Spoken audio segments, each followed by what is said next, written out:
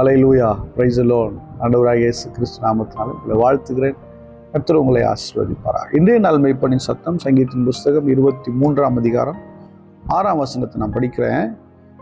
கடைசி பகுதி. நான் கர்த்தருடைய வீட்டிலே நீடித்த நாட்களாய் நிலைத்திருப்பேன். ஹல்லேலூயா. கர்த்தருடைய வீட்டிலே நான் நீடித்த நாட்களை நிலைத்திருப்பேன். இந்த சங்கீதத்தை ஆரம்பிக்கும்போது நான் சொல்றேன், கர்த்தரின் மெய்ப்பராய் இருக்கிறார், நான் தாழ்ச்சி அடைய அப்படின்னு சொல்லி ஆரம்பிக்கிறார். முடிக்கும்போது நான் கர்த்தருடைய வீட்டில் நீடித்த நாட்களாய் நிலைத்திருப்பேன். அப்போ மறுமையை குறித்த ஒரு நம்பிக்கை தாவீதுக்கு பிறகு, இம்மையை குறித்த நம்பிக்கை இல்லை, மறுமையை குறித்த ஒரு நம்பிக்கை அவருக்கு இருக்கு. என்னன்னா, நான் கர்த்தருடைய வீட்டில் நீடித்த நாட்கள், எனக்கு மரணம் இல்லை, நான் மரணத்தை அறிய போவதில்லை. அல்லேலூயா.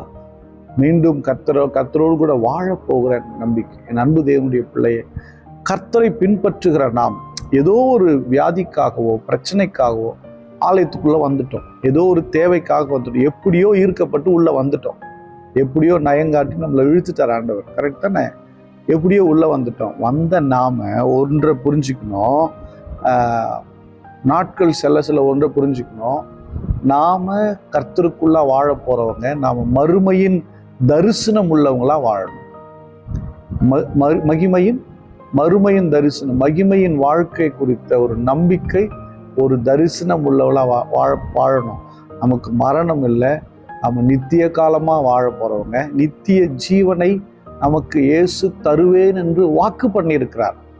மரணம் இல்லாத வாழ்வை தருவேன்னு வாக்கு பண்ணியிருக்கிறார்.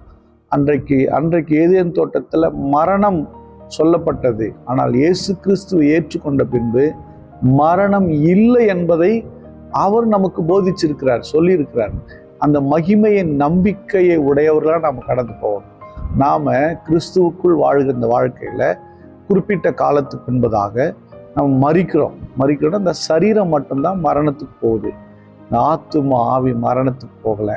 அவர் வரும்போது, அவர் வாக்கு பண்ண வரும்போது சரீரத்தை நான் எழுப்புவேன். எப்படின்னா, மகிமையின் சரீரமாக, மறுரூப சரீரமா நான் எழுப்புவேன். இந்த நம்பிக்கை உடையவர்களா அவரை பின்பற்றணும். அப்படியாய் நாம பரிசுத்தமா வாழணும், ஜீவனுக்கு ஏதுவானவர்களா வாழணும்.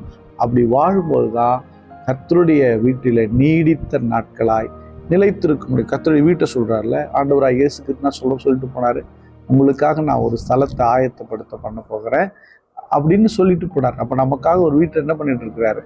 ஒவ்வொருத்தருக்காக ஆயத்தப்படுத்தி கொண்டிருக்கிறார். அப்ப அந்த மகிமை நம்பிக்கையோடு கூட வாழ்வோம். கர்த்தர் நம்மை ஆசீர்வதிப்பார். ஸ்தோத்திரம் பண்ணுவோமா?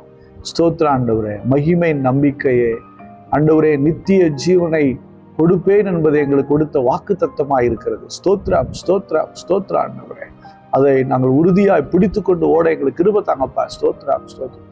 அன்பின் பிதாவே, உம்மை ஸ்தோத்திரிக்கிறோம். மகிமை நம்பிக்கையில் நாங்கள் வாழ உதவி செய்யுங்க. கர்த்தருடைய வீட்டிலே நான் நீடித்த நாட்களாக இருப்பேங்கிற நம்பிக்கை உங்களுடைய பிள்ளைகள் ஒவ்வொருவருக்குள்ள உண்டாகும். பார்க்கிற ஒவ்வொருவரையும் ஆசீர்வதிங்க. இயேசு கிறிஸ்துவின் நாமத்தினால் ஜெபிக்கிறேன், ஜீவனுள்ள நல்ல பிதாவே. ஆமென். God bless you. Bye bye.